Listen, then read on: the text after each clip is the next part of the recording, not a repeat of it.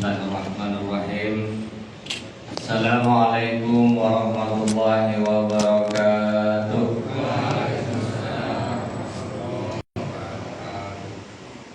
Alhamdulillah, alhamdulillahilladzi nazzala al-Qur'ana tibyanan likulli syai'in wa hudan wa busyra lil mu'minin.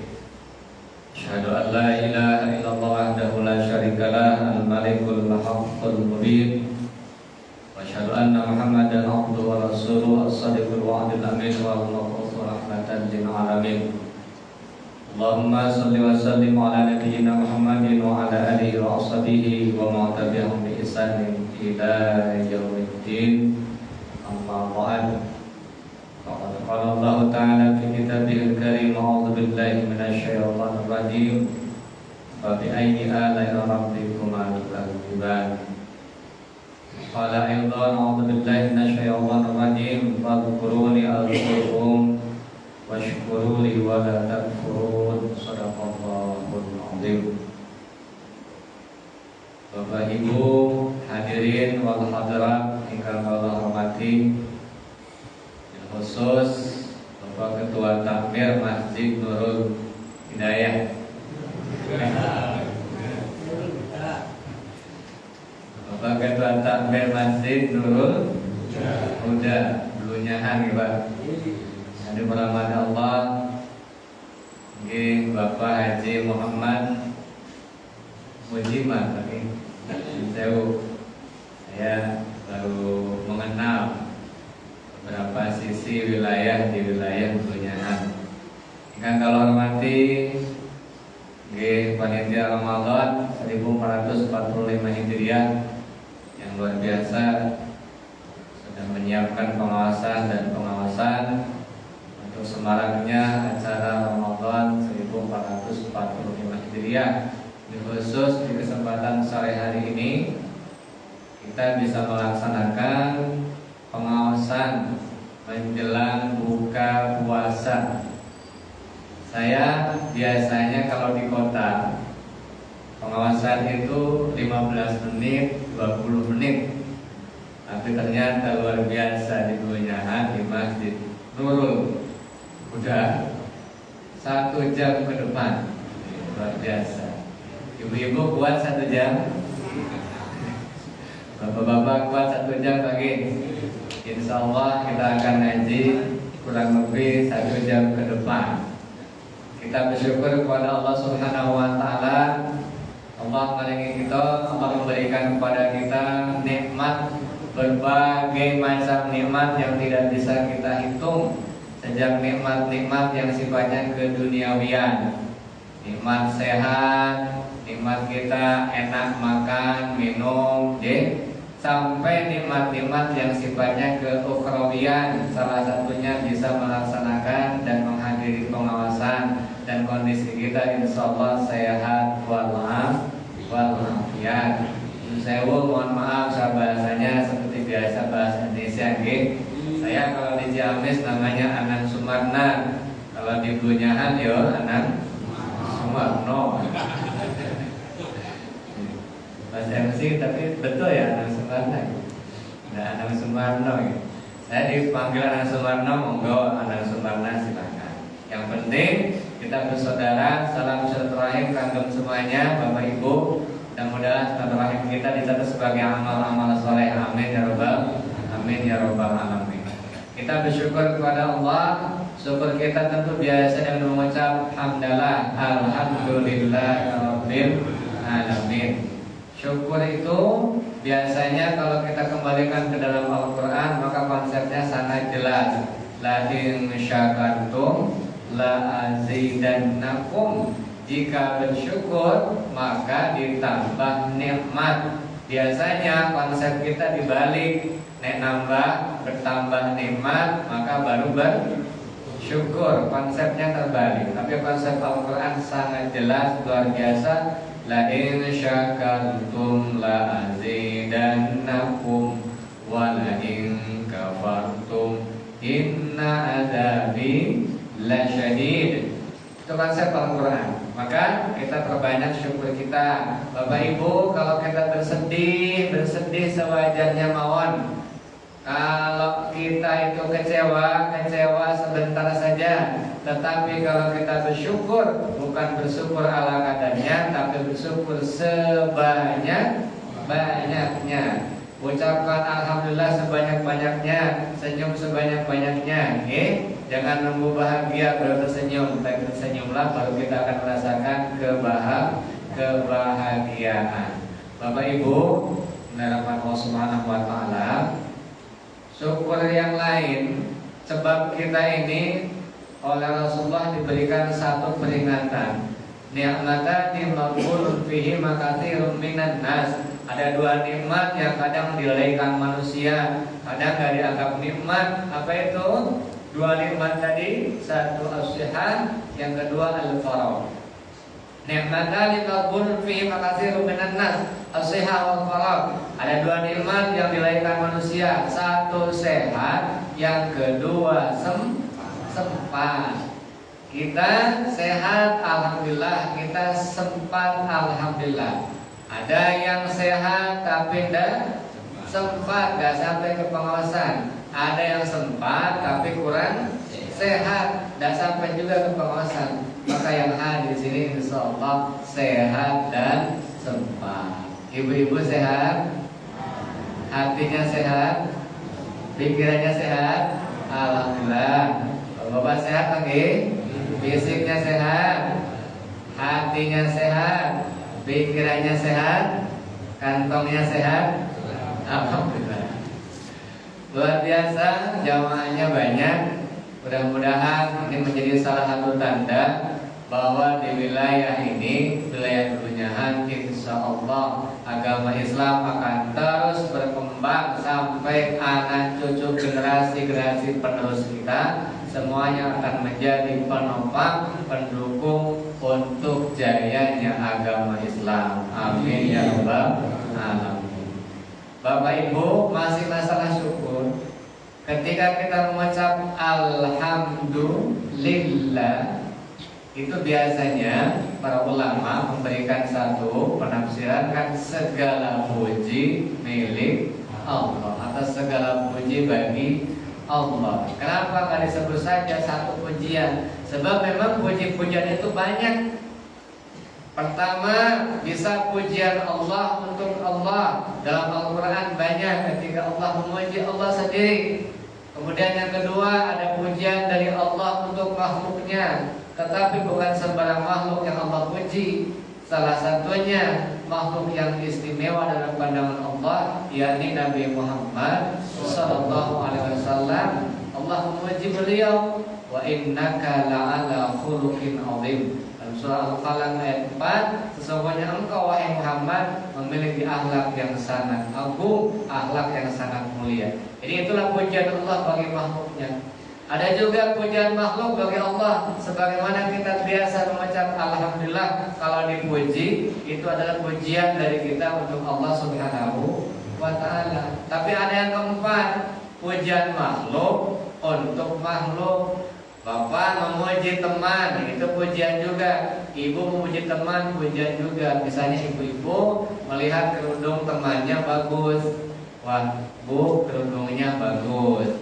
Atau misalnya bapak-bapak memuji temannya, ada peningkatan amal ibadah.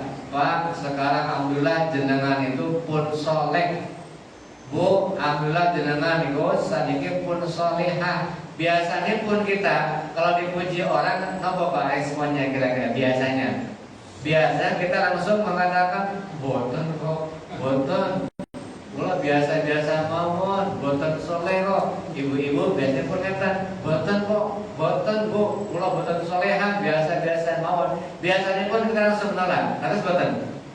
Padahal kalau kita dipuji oleh orang lain, boleh kita menerima pujian, bahkan kita tanya spesifikasinya yang terpuji itu apa. Misalnya pun Bapak dipuji sama temannya, Pak, alhamdulillah jenengan pun soleh loh sekarang. Kita tanya, solehnya di mana? Ketika kita tahu ciri-ciri kita menjadi orang soleh, maka kita akan pertahankan kesolehan kita. Ibu juga sama ibu, kalau dipuji sama temannya, wah bu, panjenengan sadiki pun apa? Pun solehah. Ditanya, solehahnya di mana Mbak Yu? Udah, supaya apa? Kalau tahu akan dipertahankan kesolehan itu. Bahkan ulama memberikan satu doa. Kalau dipuji kita oleh orang lain, maka ada doanya. Doanya adalah Allahumma ja'alni khairum mimma yadhunnun. Sudah hafal kamu doa itu? Jangan lagi. Bersama-sama. 1, 2, 3 saya dulu baru ibu bapak. Allahumma ja'alni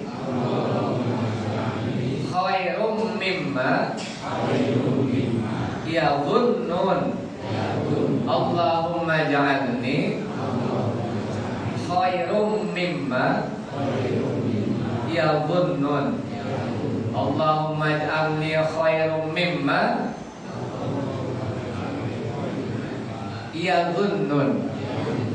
Sekarang ibu-ibu dulu. 1, 2, 3. Allahumma ja'alni. Terus Terus mimma yadhunnun. Diulang Bu. 1, 2, 3.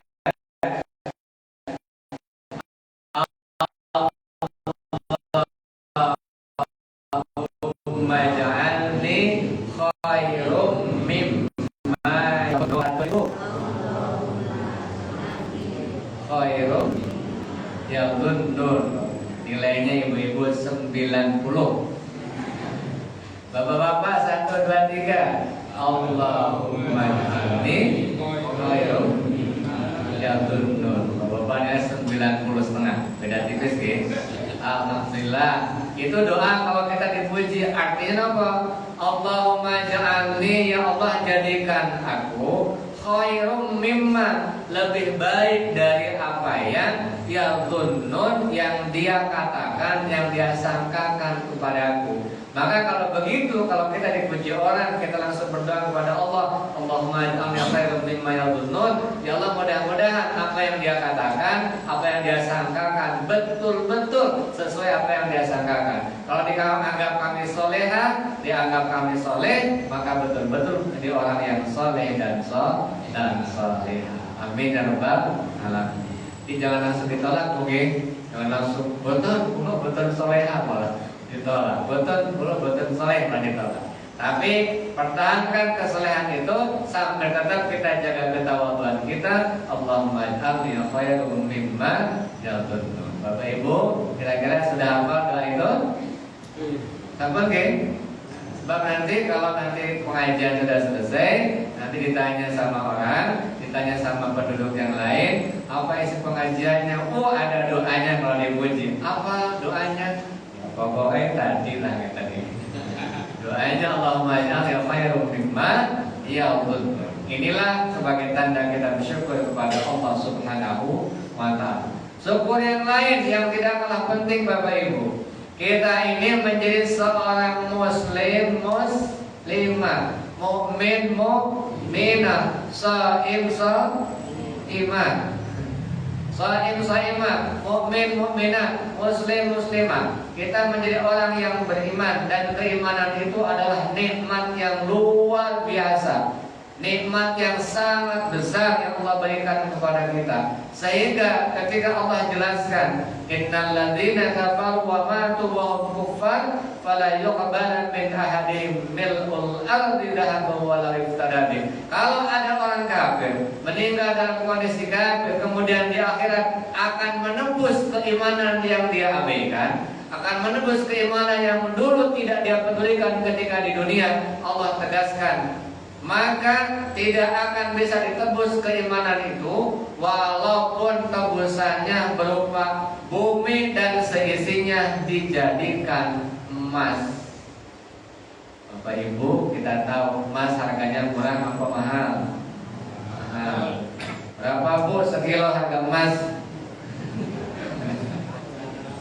Tentunya kiloan emas. Mau 1 gram saja mungkin bisa sampai 1 jutaan.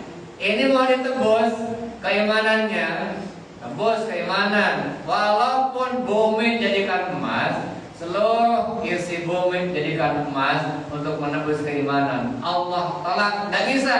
Sebab keimanan itu tanpa tandingan harganya. Berarti kalau kita menjadi seorang mukmin, seorang mukminah, seorang yang beriman, artinya kita sangat berharga dalam pandangan Allah Subhanahu wa taala. Terlebih kalau kita bandingkan, kita tambahkan dengan ketakwaan kita, Bapak Ibu, sebab semua yang ada di dunia ini punya harga. Contoh, mic punya harga. Kenapa berharga? Karena bisa mengeluarkan suara gitu. Kemudian apalagi kambing berharga. Di mana letak harga kambing? Dagingnya. Sapi berharga. Di mana letak harga sapi? Dagingnya. Burung, Bapak Ibu, Bapak-bapak biasanya kalau minggu manun itu bisa hampir ada harganya puluhan juta. Kenapa burung mahal? Di mana letak harganya? Di suaranya. Sekarang kita tanya, kita harganya di mana? Kalau harga kita di daging kalah sama sapi, kalah sama kambing. Kalau kita harga di suara sama, kalah sama apa? Sama burung. Kalau kita harganya di wajah kita kalah sama batu akik. Batu akik ini bisa puluhan juta. Kalau kita mengandalkan wajah kita mungkin kalah sama batu akik. Mengandalkan suara kita kalah sama burung. Mengandalkan daging kita harganya kalah sama kambing, kalah sama sapi. Kemudian pertanyaannya, di mana letak harga kita? Bukan di suaranya, bukan di dagingnya, tetapi di mana?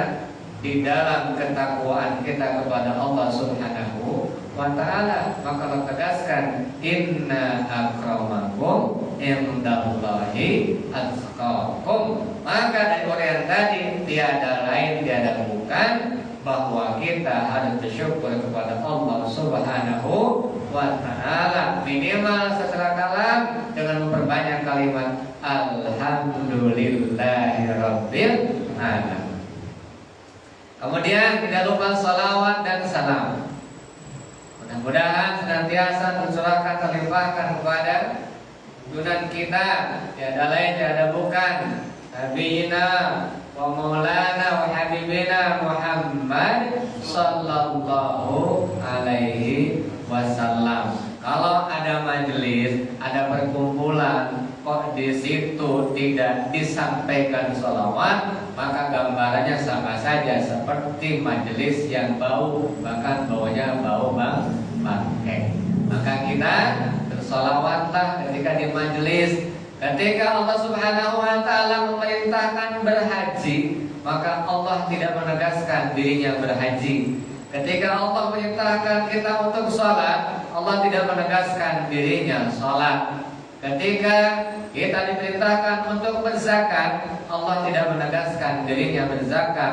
Tetapi ketika Allah Subhanahu wa taala memerintahkan bersolawat, maka Allah pun menegaskan bahwa dirinya bersolawat. Innallaha wa malaikatahu yusholluna 'alan nabi ya ayyuhalladzina amanu shallu 'alaihi wa sallimu taslima. Salatullah salamullah ala toha rasulillah. Salatullah salamullah habibillah. Tawassalna billah wa bil hadi rasulillah wa kulli mujahidillah. Ya Allah, Allahumma shalli wa sallim ala nabiyina Muhammadin wa ala alihi wa sahbihi ajma'in. Hamdalah sebagai pujian kita sudah, salawat sebagai pujian kita kepada Rasulullah juga sudah, sebagai doa kepada Allah juga sudah. Maka sekarang kita masuk materi kita. Materi kita adalah syukur untuk meningkatkan kualitas hidup kita. Apa Bu temanya? Syukur untuk meningkatkan kualitas hidup. Kualitas niku kualitas niku berarti apa? Harga, meningkatkan harga. Dalam bahasa Jawa harga itu bahasa apa? Haji. wonten ajinipun ada harganya. Maka ketika orang itu ingin berharga, ingin memiliki aji, maka harus senang ngaji supaya ada harganya. Bahkan Rasulullah itu memberikan motivasi kepada para sahabat, idza marartum biriyadil jannah fartahu. Sahabat-sahabatku, kalau kalian itu melewati taman surga, jangan lupa mampir. Para sahabat nanya, ya Rasulullah, mariyatul jannah. Ya Rasulullah, taman surga yang dimaksud itu apa? Rasulullah menjawab, riyadul jannah, yang dimaksud taman surga tersebut adalah hilqul dzikr, halaqah dzikir, majelis taklim, majelis pengawasan, itu adalah taman surga Allah Subhanahu wa taala. Sehingga kalau kita mampir di majelis taklim, duduk di majelis taklim, duduk di pengajian, berarti kita duduk di hakikatnya ada taman surga. Sehingga ketika kita sering duduk di taman surga, mudah-mudahan bisa masuk ke dalam surganya Allah Subhanahu wa taala. Jadi bagaimana kita bersyukur untuk meningkatkan kualitas hidup kita. Kita ambil dari surah An-Naml. Bapak Ibu insyaallah doanya sudah hafal dari Al-Quran surah An-Naml.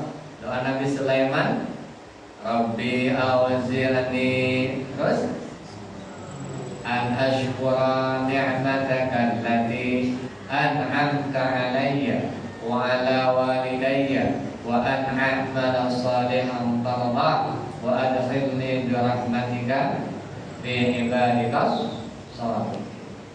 Kenapa tuh? Hafal Pak? Jadi baik, nanti yang hafal boleh pulang. Jadi Bapak Ibu, ini kita ambil temanya, bagaimana kita bersyukur untuk meningkatkan kualitas hidup kita. Apa yang kita syukuri? Ada 5. Yang pertama sudah dijelaskan di awal sebagai mukadimah, yakni yang kita syukuri adalah keimanan. Nanti yang kedua yang kita syukuri adalah usia kita. Kita semuanya masih hidup, ini usia kita. Yang ketiga yang kita syukuri adalah masa muda atau kekuatan fisik kita. Yang keempat yang kita syukuri adalah ilmu kita. Yang kelima yang kita syukuri adalah rezeki kita atau harta yang Allah titipkan kepada kita. Itu yang akan kita bahas. Oke? Itu yang akan kita bahas. Bapak Ibu, yang dirahmati Allah Subhanahu wa taala, kalau keimanan sudah dibahas sedikit tadi, tinggal kita memantapkan keimanan kita. Cara memantapkannya ngeten. Bapak Ibu pernah mendengar tes kecerdasan gitu? Tes IQ pernah gitu? Wah, itu IQ-nya bagus, anak kita bisa cerdas misalnya. Berapa angkanya? Oh, udah 130, 132, 135. Kalau IQ, kalau kita, pikiran kita, akal kita, ya, kecerdasan kita, kecerdasan anak-anak dites, dicek seberapa cerdas mereka, itu ada tes IQ. Tetapi kalau keimanan kita ingin dicek, iman kita sedang bagus atau tidak, kira-kira ngeceknya berapa? Dicek dengan tes IQ, boten cocok. Maka cirinya kalau iman kita sedang baik, salah satu cirinya adalah kita merasa senang, kita merasa gembira, kita merasa bahagia ketika kita sedang melaksanakan ketaatan kepada Allah Subhanahu wa ta'ala. Itu tandanya iman kita sedang baik. Loh kok bisa? Memang kalau kita melaksanakan ibadah, perbuatan-perbuatan baik itu, ya udaranya atau hawanya itu kadang megah. Terus tahu itu Pak? Iya, megah. Oh, kalau kita tanya secara manusiawi Pak, jujur, senang lapar apa senang kenyang? Senang lapar apa senang makan? Makan. Itu manusiawi Pak. Senang sholat jamaah apa senang tidak sholat? Manusiawi mawon. Ya, senang ngaji apa senang rebahan? senang tiduran. Mesti jawaban saya kita kok senang tiduran. Senang lapar apa senang makan, senang puasa apa senang kenyang? Senang kenyang. Itulah kenapa ketika Rasulullah berikan sabdanya, huffatil jannatu bil makari wa huffatin nar bisyahawat. Nek surga itu, kalau kita menuju ke dalam surga itu, mesti perbuatan-perbuatannya itu dihiasi dengan perasaan megah, perasaan malas. Tetapi wa huffatin nar bisyahawat. Tetapi kalau urusan neraka, kadang dihiasi, dipenuhi dengan hal-hal yang menyenangkan. Maka wajar kalau senang manusiawi, senang puasa, apa senang makan, senang makan, senang sholat, atau senang tidak sholat, ya senang tidak sholat. Tetapi kenapa kok kita sholat, kenapa kok kita puasa?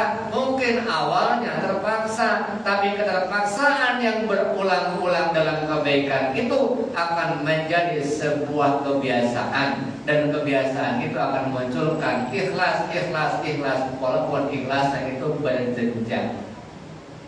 Kita lihat sahabat, ibu-ibu kalau ditanya, ya sebenarnya mendingan di rumah daripada pengawasan, mendingan tidak baca Quran daripada baca Quran. Itulah kenapa kalau ada anak kita komentarnya ngeten, wah Pak Bu, terpaksa lah puasa 8-8, tidak apa-apa, bagus.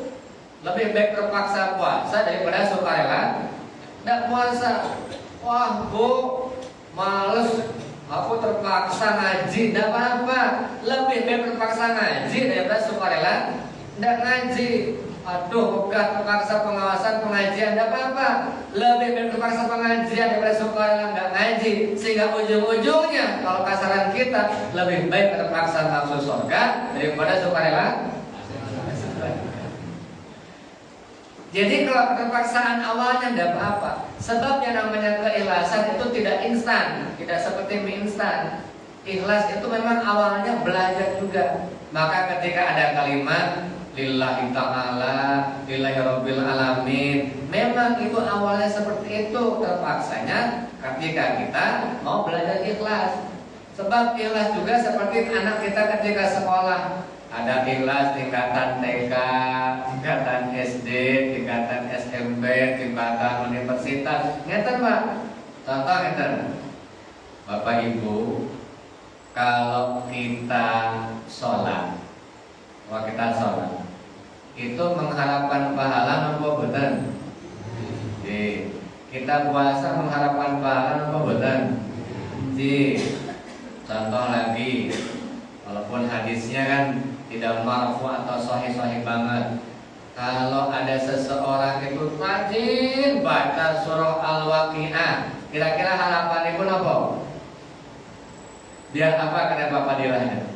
Oh, biar hidupnya terhindar dari kefakiran. Ada lagi yang rajin sholat tahajud, kemudian di pikirannya, ya Allah, mudah-mudahan keturunan saya nanti mendapatkan maqam mahmudah, dapat jabatan, dapat pekerjaan yang baik. Mungkin saja ada yang berkata seperti itu.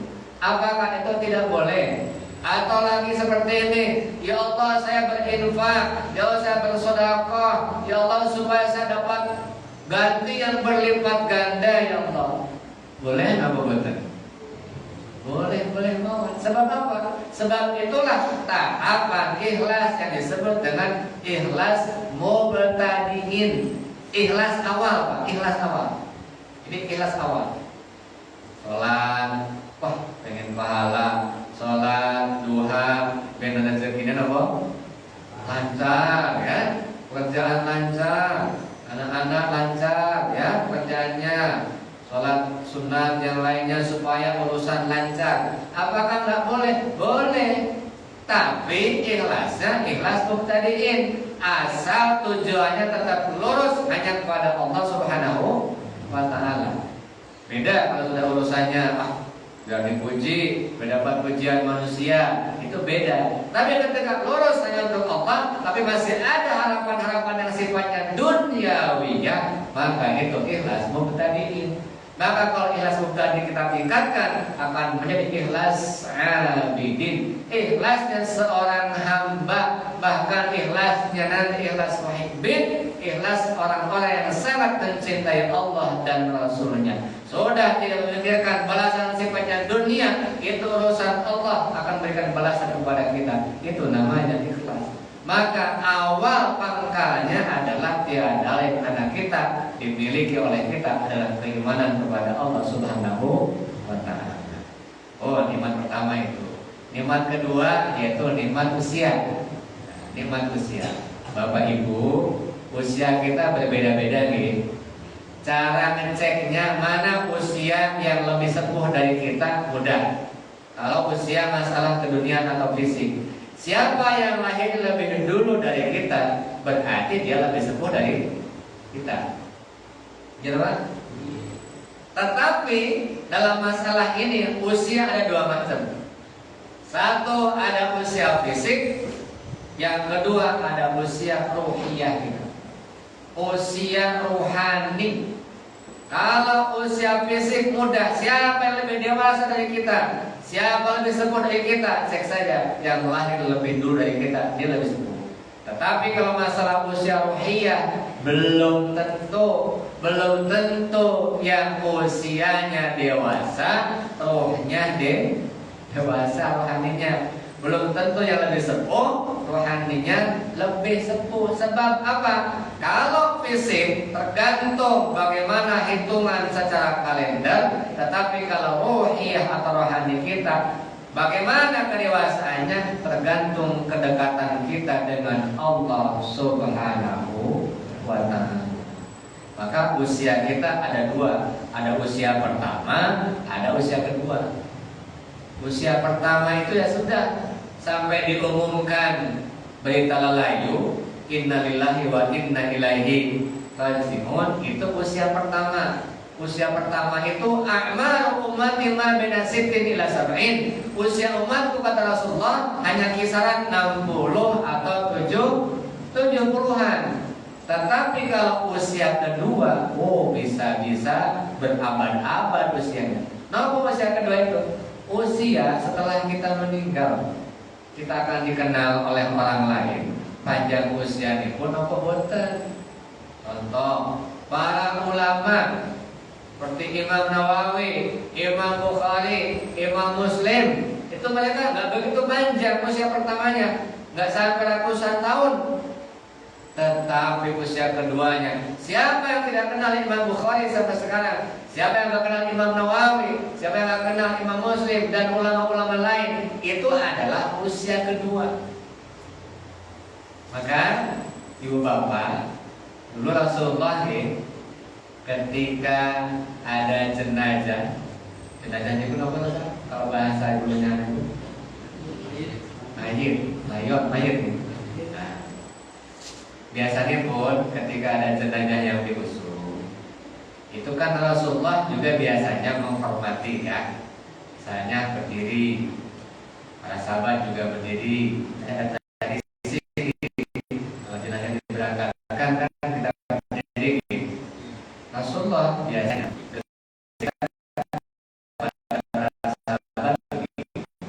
sahabat-sahabat lihat tuh yang lewat.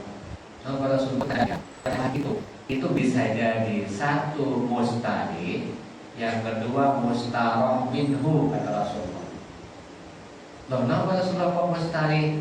Mustari niku maknanya orang yang beristirahat.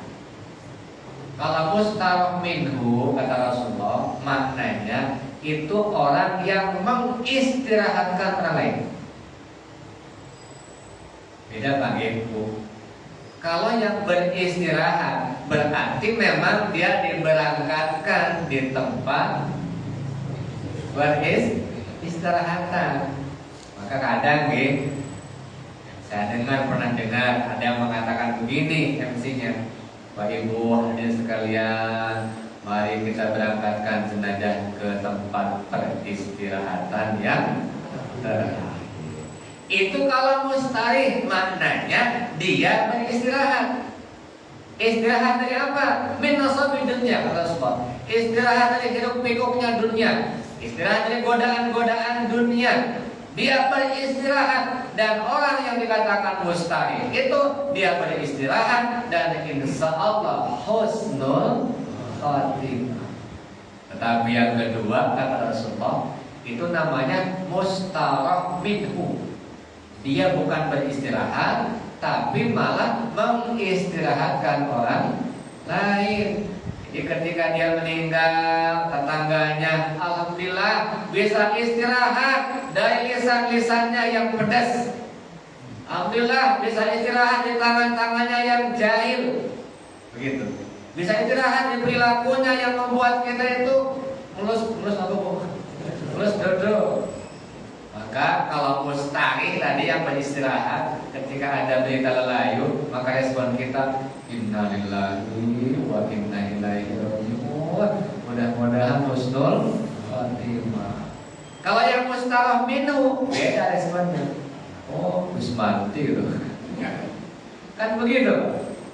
Jadi Bapak Ibu, dengan dirahmati Allah Subhanahu wa taala, berkaitan dengan usia ini, usia pertama kita tidak lama. Kali kepala 6, kepala 7. Tapi usia yang kedua itu mudah-mudahan kita dikenang lama. Dikenang apanya? Bukan dikenang salahnya, tapi dikenang salihnya. Itulah yang diharapkan. Maka ketika kita memiliki usia, inilah yang akan diminta pertanggungjawaban oleh Allah Subhanahu wa taala. Dua. Yang ketiga, yang ketiga Bapak Ibu, yang ketiga apa yang kita syukuri? Tadi yang pertama iman kita, yang kedua usia kita turun. Yang ketiga adalah masa muda atau kekuatan fisik kita. Bapak Ibu, biasanya pun kita semakin berumur itu semakin kuat atau semakin lemah? Semakin lemah. Berarti masa muda lebih kuat dari masa tua secara fisik. Maka yang akan diminta pertanggungjawaban, dan itu harus kita syukuri ketika kita masih masa muda atau punya kekuatan fisik kita. Kekuatan fisik kita. Kalau fisik kita ingin kuat, caranya dengan olahraga. Kalau rohani kita ingin kuat, caranya dengan riyadhah, dengan banyak riyadhah. Beda dengan fisik. Maka ketika fisik kita fisik yang kuat, maka jangan lupa kita syukuri. Bagaimana cara mensyukurinya? Bersyukur itu menggunakan apa yang Allah berikan sesuai dengan apa yang dikehendaki Allah Subhanahu wa taala. Maka yang ketiga ini berkaitan dengan kesehatan kita. Bapak Ibu, mungkin ada yang pernah komentar begini. Kira-kira kalau nama boten enak Pak. Ada orang yang sakit di luar sana, sakit-sakitan. Kemudian ada yang berkomentar ngeten, wah hidupnya gak barokah tuh, sakit-sakitan.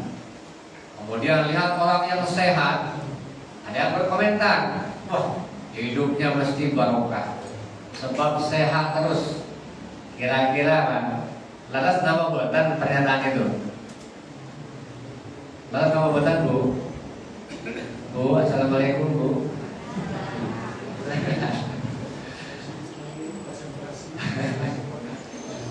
Wah itu sakit-sakitan gak barokah tuh hidupnya. Wah itu sehat terus, berarti barokah hidupnya. Secara logika sederhana, kata sepertinya betul, tetapi itu salah. Sebab apa? Yang namanya barokah, yang namanya berkah tidak diukur oleh sehat, gak diukur oleh sakit. Tetapi apa ukur barokah? Kembalikan kepada pendapat Ibnu Rajab. Kullu ma tuzidukum fit ta'at. Segala sesuatu yang membuat kita taat itu namanya barokah. maka sakit belum tentu tidak barokah, sehat belum tentu berkah. Tergantung nambah taat nopo nambah maksiat. Kalau sehat nambah taat maka sehatnya barokah. Tapi kalau sehat nambah maksiat maka kesehatannya bukan barokah. Sama halnya seperti sakit. Kalau sakitnya menambah taat kepada Allah, bisa jadi sakitnya berkah.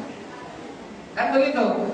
Maka ukuran barokah kullu ma tuzidukum fit ta'at. Apakah menambah taat atau tidak, itu ukuran barokah. Maka kita punya harta kita menambah ketaatan, berkahlah. Kita punya usia kita menambah ketaatan, berkah usia kita. Kita punya kekuatan fisik, menambah taat kepada Allah, kekuatan fisik kita akan mendapatkan berkahnya Allah Subhanahu wa Ta'ala. Maka mudah-mudahan yang hadir di sini tadi sudah punya keimanan, usianya berkah, fisiknya juga berkah. 3, yang keempat, ilmu yang kita syukuri Pak. Ilmu itu kalau dibandingkan dengan harta, Ali bin Abi Thalib nilai ilmu daripada harta. Sebab harta itu berat dibawa, ilmu enggak berat dibawa. Harta itu harus dijaga, sedangkan ilmu yang menjaga kita.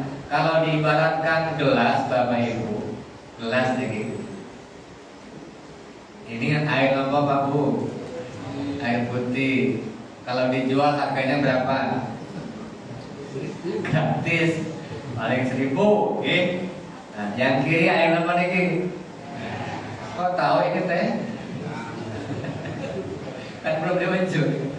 Air teh kira-kira kalau dibeli berapa harganya? Pinten Pak? 2.000 atau 3.000. Sekarang saya ganti. Ini isinya saya ganti madu murni full, penuh 1 gelas. Harganya berapa?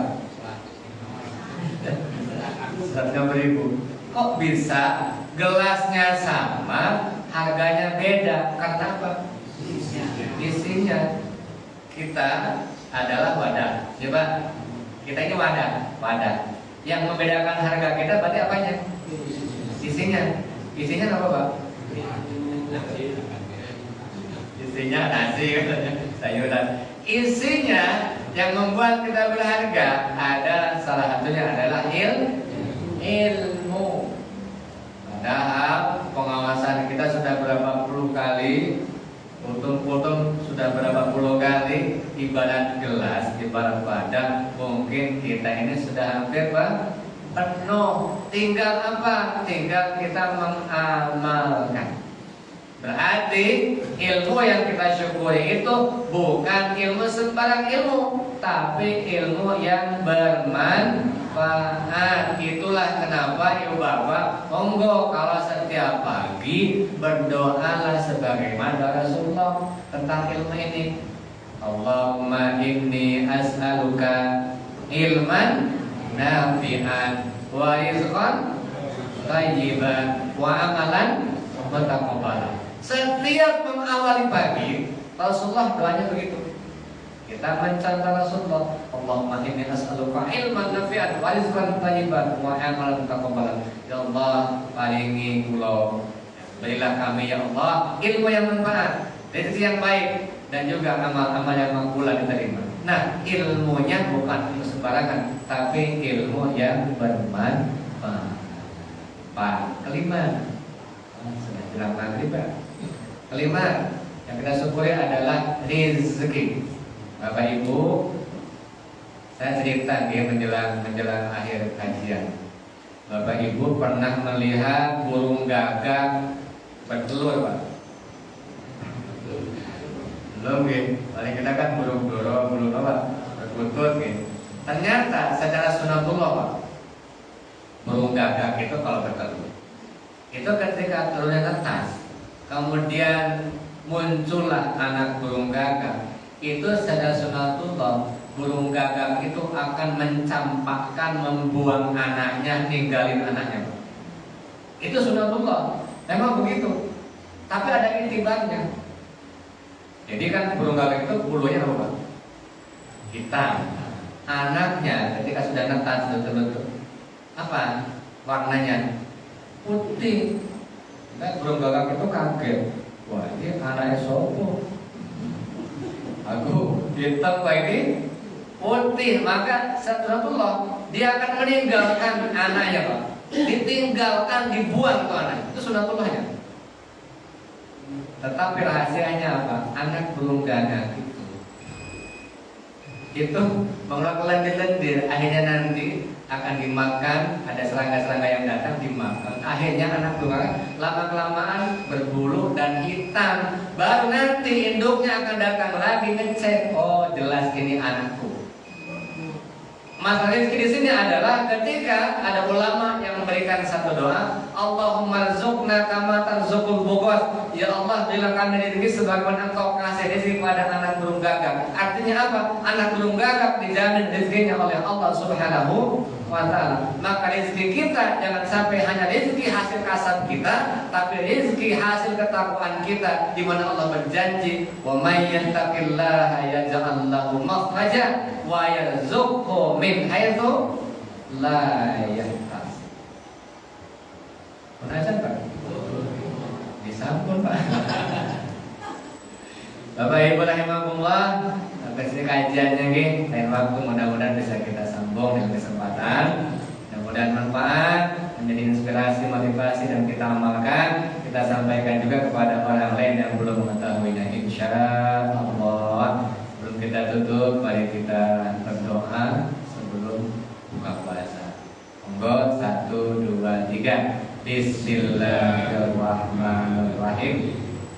Allahumma laka syukru wa bika amantu wa ala rizqika afatu rahmatika ya arhamar dan Allahu wa ta'ala wa insyaallah amin ya rabbal alamin. Billahi hidayah wa taufiq. Wassalamualaikum warahmatullahi wabarakatuh.